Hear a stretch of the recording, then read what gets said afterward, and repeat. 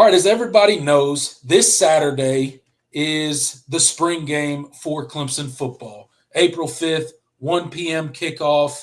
Um, and if you've been a Clemson fan for any length of time, you know that Dabo Sweeney does his spring game a little differently than really everyone else in the country. In the past, Clemson has divided their team literally in half as evenly as they could. They also split their coaching staff, and they like to have as close to an actual game as they can possibly get. But as we know, spring games have changed quickly in the past couple months, with many teams canceling their spring game.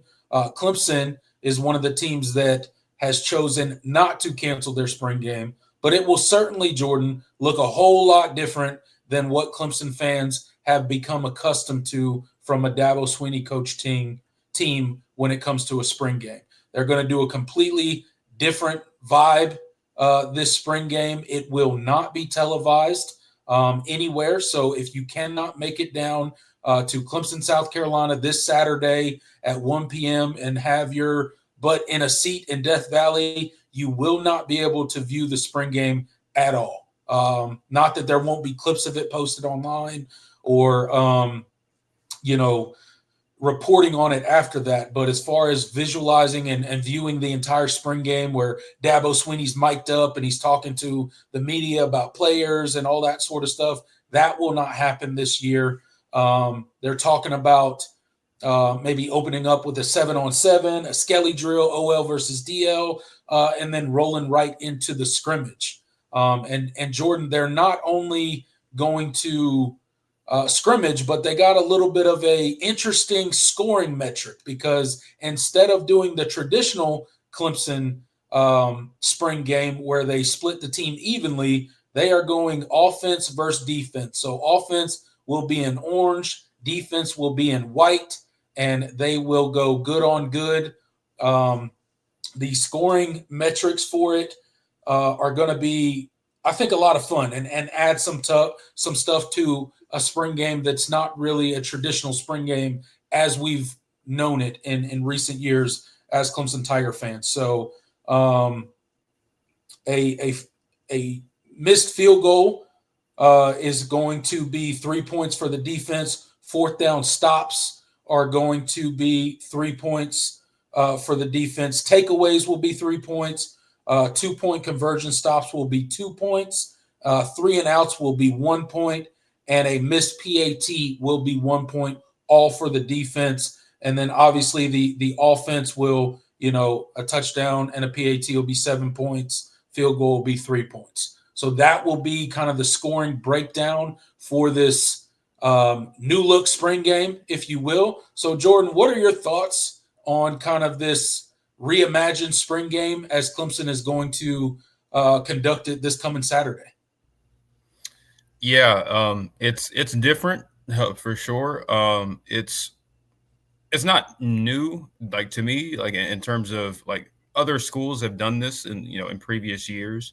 This has kind of been something that more and more schools have started doing is having more unique scoring methods and stuff.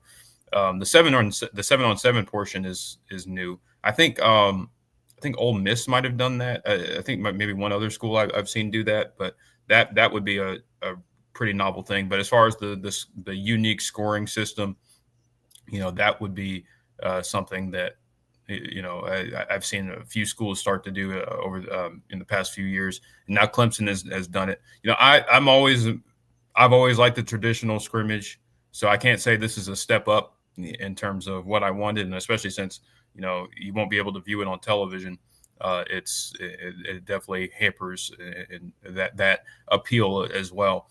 But still, I understand why they're doing it, and I can't say I love it, but it could bring some interesting sort of I don't know, moments or in things that will be pointed out, and I'll be checking my phone because I don't think I'll be going this weekend, so I'll have to be getting updates from friends that are there and stuff like that. So we'll see kind of how that goes.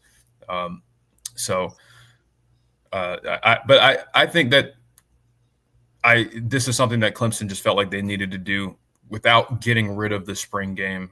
Yeah. This is kind of just the middle ground. It's like, okay, well, we're still going to have our spring game, but we're not going to televise it, and we're going to do it a lot differently than our traditional scrimmage and what we've done in the past. So can't say I love it, but is what it is.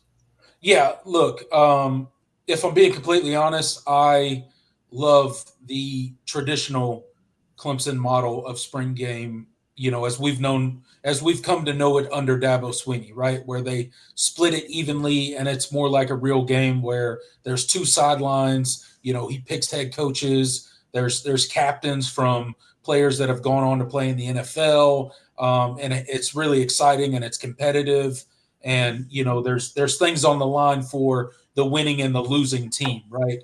That has been really exciting for me in the past, but unfortunately, NIL and tampering and things like that have really taken some of the things that we love about the game of college football away from us. And this is another thing that has been altered. Although Clemson is not one of those universities that chose to cancel it, I'm very thankful that they did not. But you can definitely say that the tampering angle of it is probably not the only, but one of the reasons that they are choosing not to televise their spring game this year. The other reason is obviously if they don't televise it, they have a lot more control over the timeline and things like that because they don't have to take commercial timeouts and things like that for the media to be able to do what they need to do in order to pay the bills, right? So another reason that I think Clemson has made this change this year outside of the obvious, which is the tampering and the NIL and just the new age of college football that we're in, is we got a lot of guys that are still recovering from off-season surgery. A lot of our veteran guys got, cleanup surgeries or things that were bothering them throughout the season addressed after the season, and they're not back. So one of the reasons that Dabo Swinney actually outlined was that he doesn't feel like they could even split the teams like they traditionally do this year because of the amount of guys that they have out, like completely out or either limited to where they're not going to have live reps, right? So that's another reason. I can't say, much like you, I can't say I love it, but this is certainly better than Clemson being one of those universities that just outright cancel the spring game and say, yeah, we're not going to do anything. We're just going to do our internal spring practice, and the fans can go, that's tough, whatever, get over it, right? So very thankful that Clemson is choosing to do something, albeit much different than what they traditionally do. But I do like the unconventional scoring, for the defense. Defense versus offense. I do think it will still be competitive. I think that it will still be a way for us to see what those young guys look in a more competitive environment in Death Valley with a bunch of fans watching.